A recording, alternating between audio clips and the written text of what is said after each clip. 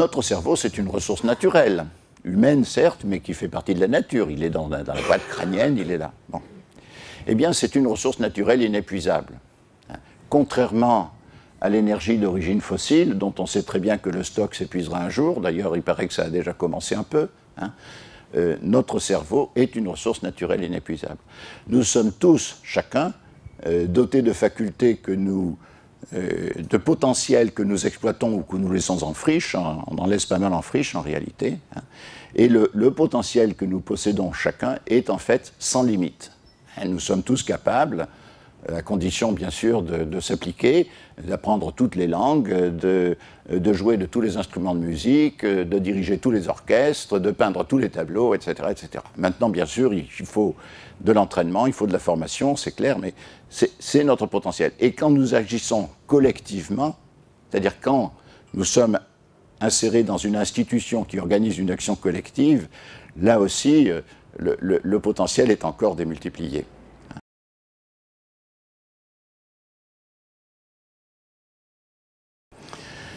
Alors justement, pour savoir ce qui nous attend, nous avons à l'Institut Xerfi utilisé le néologisme économie. Vous voyez que dans économie, il y a icône, c'est pratique, quoi.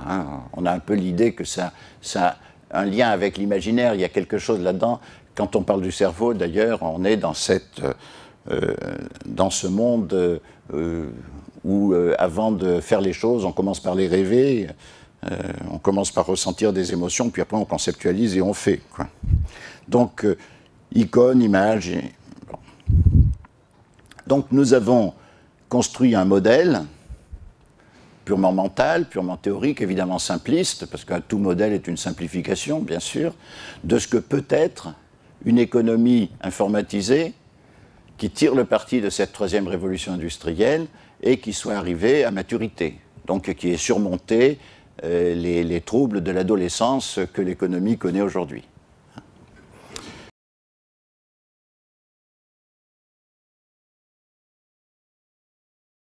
Le cerveau d'œuvre à qui on demande d'analyser des situations, de prendre des décisions, de faire des expertises, de donner des avis, etc. Il travaille dans l'univers conceptuel qui est défini par ce qu'on appelle un système d'information. Je préfère dire informatisation parce que c'est plus dynamique, c'est plus génétique. Ça détermine ce que l'on peut penser du travail que l'on fait, la manière dont on peut se le représenter. Et je crois qu'une des raisons du stress qui est aujourd'hui épidémique, c'est que dans beaucoup d'entreprises, les systèmes d'information sont mal foutus, mal conçus. Et donc on oblige les gens à travailler dans un espace mental qui est aussi inconfortable que des chaussures qui ne seraient pas à votre taille, quoi. C'est le cerveau qui est muni de chaussures inadéquates, trop serrées ou trop amples, enfin mal foutues. Et au bout d'un certain temps, le monsieur, il a beau travailler dans un bureau climatisé et hygiénique et confortable, à un moment donné, il en a tellement marre qu'il se jette par la fenêtre. On a ce genre de phénomène actuellement dans des proportions qui donnent à penser quand même. Mais c'est qu'on n'est pas dans l'économie. On est dans la pénible période de transition où on se fait en fait bisuter par ce changement de la nature.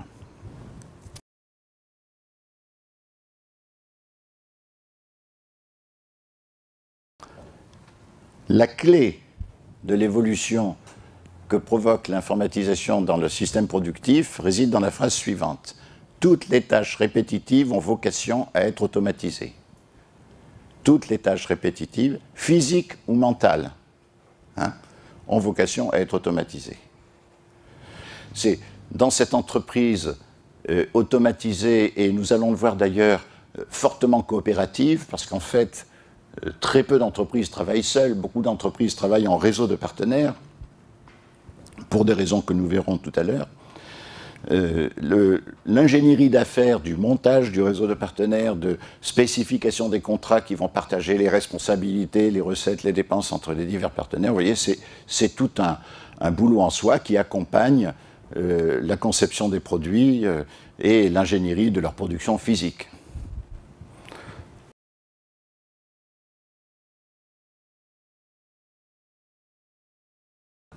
Les gens qui sont ici au contact avec les partenaires, les fournisseurs et les clients, donc, amènent à l'entreprise énormément d'informations. En tout cas, ils sont en mesure de les capter. Alors c'est là qu'on voit l'énorme bêtise scandaleuse et criminelle d'aujourd'hui lorsqu'on sous-traite le centre d'appel. Hein. C'est incroyable de penser qu'une entreprise qui a un Porsche téléphonique, et éventuellement d'ailleurs par messagerie aussi, sur le monde extérieur, et qui sous-traite cette activité-là. Là, pour le coup, on n'est pas dans l'économie, vous voyez. Ça, c'est des choses qui sont... C'est des bêtises de comptables, des économies de bout de chandelle, qui se paient très cher. Qui se paient très cher en termes d'image de l'entreprise, en termes de représentation symbolique de ce qu'elle est. Et il y a pire encore. Quand si votre téléphone est en panne, vous ne verrez pas arriver un type de l'opérateur téléphonique, vous verrez arriver un sous-traitant. Qui éventuellement d'ailleurs va cracher sur l'opérateur téléphonique parce que pour lui c'est un client et avec lequel il a des relations difficiles, les tarifs sont négociés chaque année de façon très dure, etc. C'est lamentable, c'est une erreur fondamentale. Alors vous avez aussi au point de vue sociologique aujourd'hui un problème, on considère que les gens du centre d'appel sont même quand ils sont dans l'entreprise, c'est des bestiaux d'une autre nature, ils ne mangent pas les mêmes cantines, on ne discute pas avec eux, etc. Eh bien, je connais une entreprise qui est tout à l'inverse de ça. Dans cette entreprise-là, un directeur va de temps en temps s'asseoir au centre d'appel, il prend le micro-casque et il répond à des clients. Je dis laquelle, c'est Bouygues Télécom. Chapeau. Dans cette entreprise aussi, un directeur... Alors, je me suis renseigné, ils le font toujours, Ils l'ont fait quand ils ont démarré parce qu'ils avaient beaucoup de choses à apprendre, et je me suis renseigné, ils le font toujours. Bon. Un directeur va dans une agence, il prend des contrats, il fait des modifications de contrats avec les clients, etc. Voilà. Ça, c'est des gens qui ont commencé à comprendre ce qu'il fallait faire.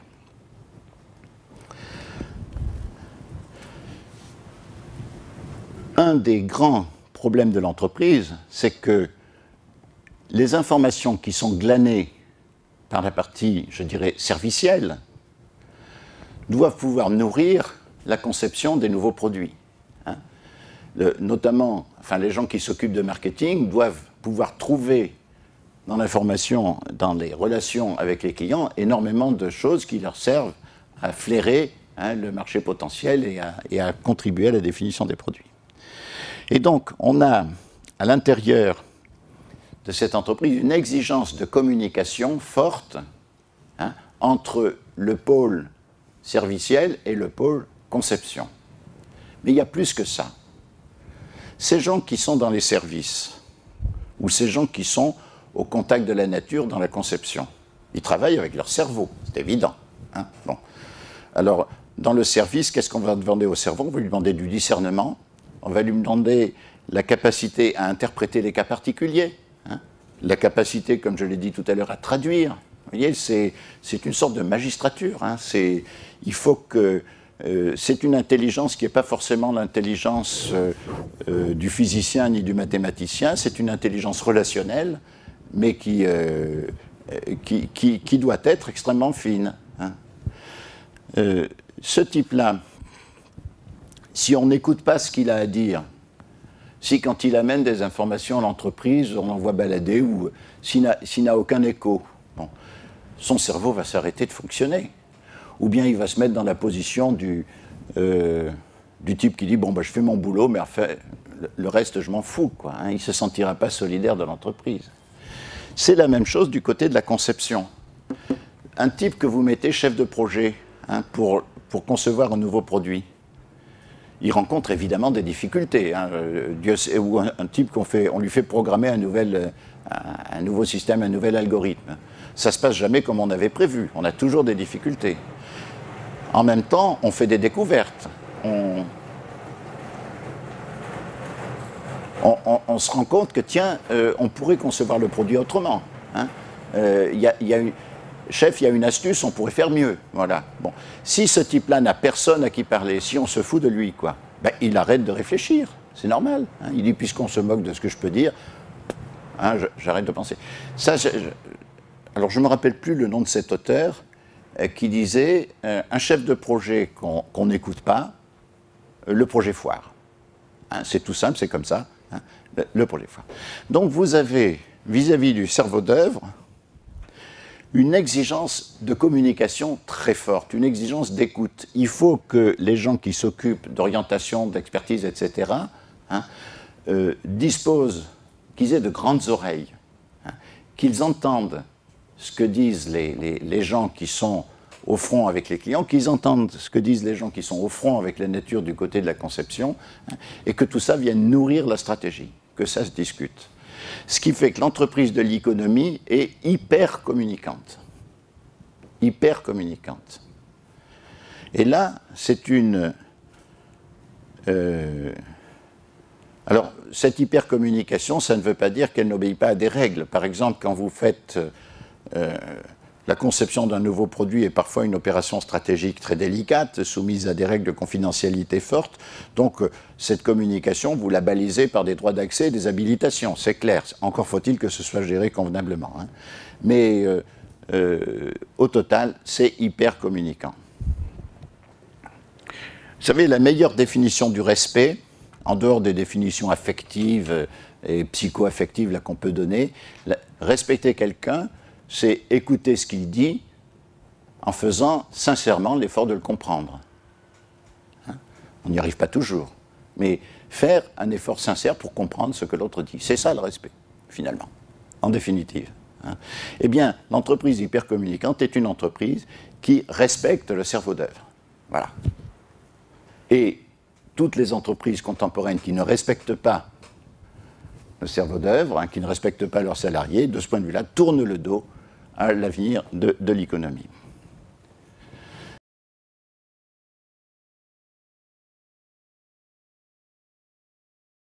Voilà, et donc l'organisation hiérarchique, elle n'était pas du tout communicante, au contraire. Hein. Dans l'organisation hiérarchique, si vous avez une lettre à envoyer à quelqu'un d'autre dans l'entreprise, il faut que ça passe par un chef commun.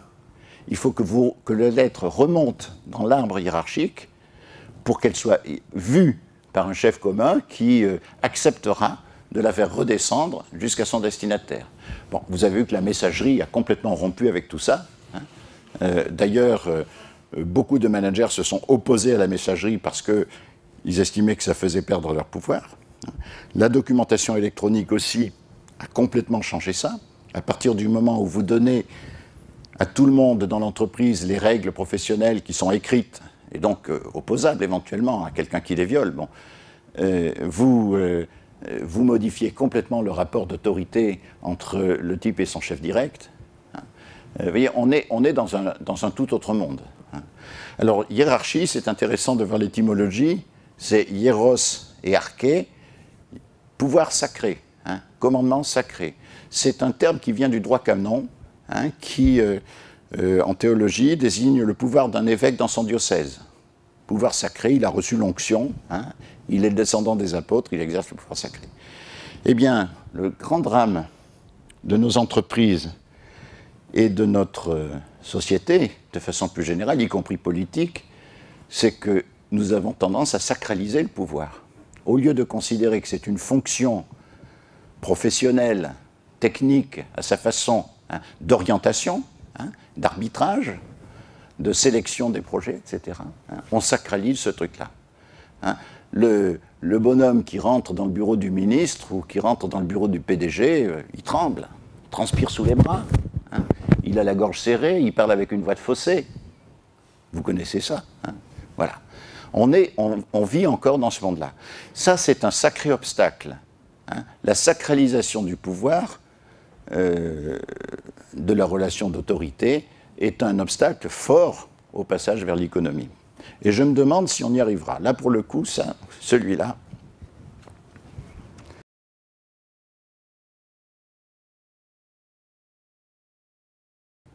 Tiens, je fais des expertises de systèmes d'information, c'est mon boulot. Je vais dans des boîtes et elles me disent « qu'est-ce qui ne va pas? Dites-nous, expliquez-nous ce qu'on pourrait faire mieux, etc. » Eh bien, très souvent, ce qui ne va pas, c'est qu'au départ, ils ont mal défini les choses dont le système d'information s'occupe. On a mal défini les êtres que le système d'information doit observer. On a mal défini les attributs que l'on doit observer sur ces êtres. On a mal défini, en somme, la sémantique, le socle sémantique du système d'information. Je vais prendre un exemple. Dans les télécoms, l'identifiant du client, ce n'est pas un identifiant du client, ce n'est pas un identifiant de l'entreprise ou de la personne, c'est l'identifiant de la ligne. D'ailleurs, vous recevez autant de factures que vous avez de lignes. Vous avez un téléphone fixe, vous avez une facture pour le téléphone fixe. Vous avez un téléphone mobile, vous avez une facture pour le téléphone mobile.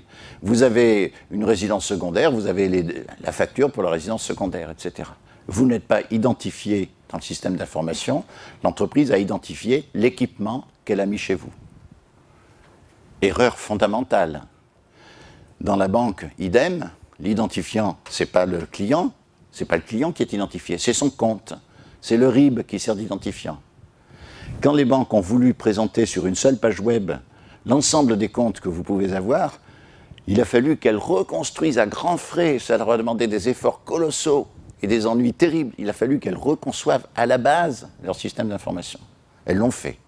Bon, donc très bien. Donc elles ont fini quand même par vous identifier. Mais au départ, elles avaient identifié le compte, comme l'autre avait identifié la ligne. Vous voyez, c'est une solution paresseuse. Hein. On passe un contrat avec un client, puis on identifie le contrat. Et après, on oublie qu'avec ce client-là, on pourrait avoir d'autres contrats. Mais ça va même loin. Regardez, l'Internet, l'adresse IP, elle confond les rôles d'adresse et d'identifiant. Hein, et c'est ce que dit Louis Pouzin, c'est une erreur fondamentale. C'est une erreur fondamentale dans la conception de l'Internet lui-même, dont d'ailleurs Cerf est conscient, hein, n'est-ce pas Laurent? Mais ils ne savent pas comment redresser le coup, parce que quand on a tout construit comme ça, comment faire?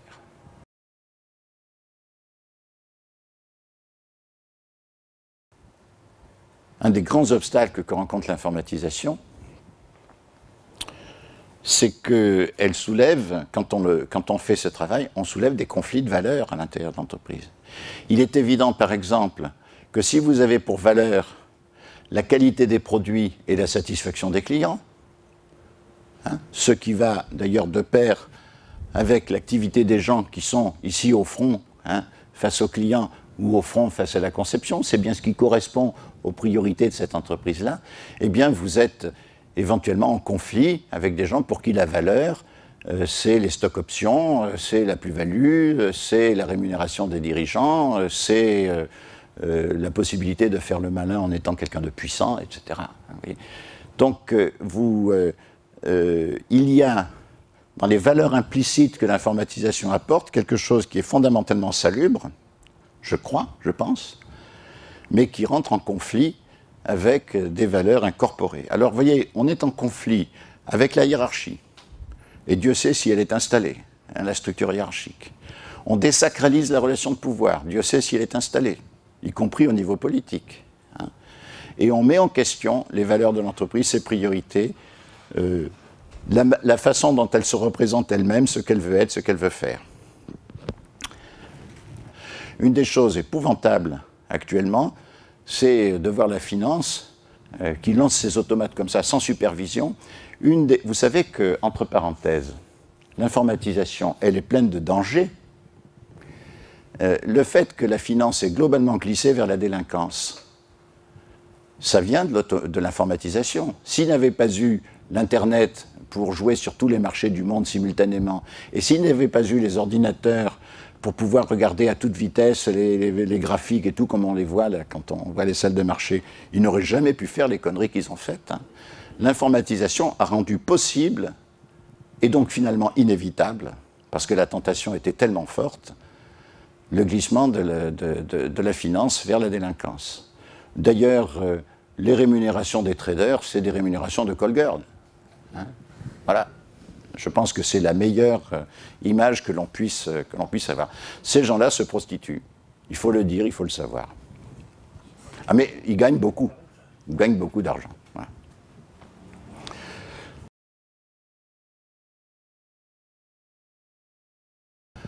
On est dans un monde très capitalistique.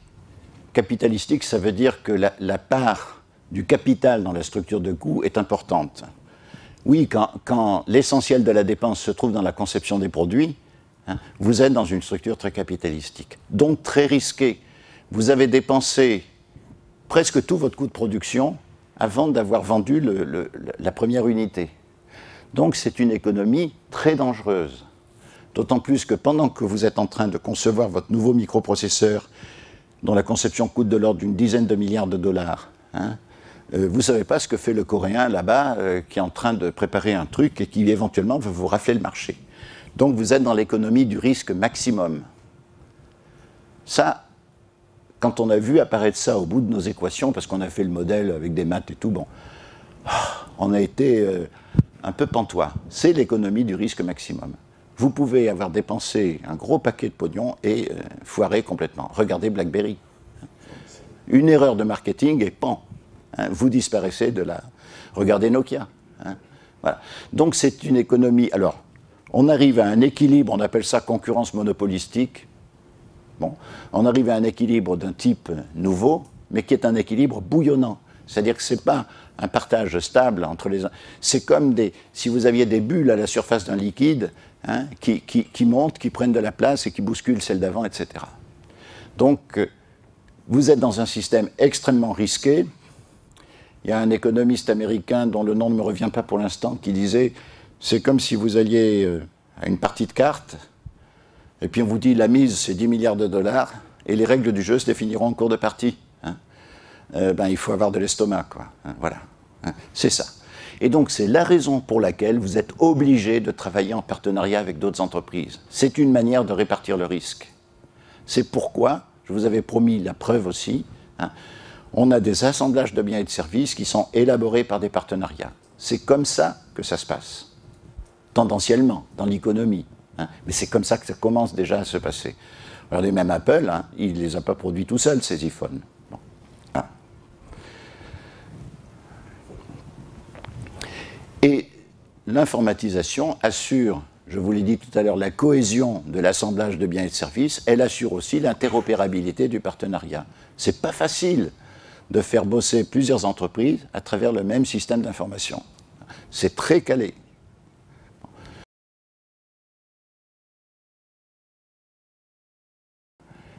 On a les ressources culturelles qui nous permettent de construire une économie informatisée à la française. Et à ce moment-là, l'informatique cesse d'être un produit d'importation que l'on a du mal à assimiler. Et c'est vrai qu'actuellement, c'est ça. Hein. On ressent l'informatique comme une culture d'origine américaine qui porte avec elle les valeurs américaines qui ne sont pas les nôtres. Enfin, ce n'est pas nos priorités. Il y a, dans la résistance à l'informatisation, il y a ce facteur-là. Là, on peut définir une informatisation à la française. Et notre pari, à l'Institut Xerfi, c'est qu'avec l'économie, on peut replacer la France au premier rang des nations. Ça ne veut pas dire qu'elle est devant tout le monde, mais qu'elle n'est pas à la traîne. Alors qu'actuellement, vous le savez bien, elle y est. Voilà, j'ai terminé.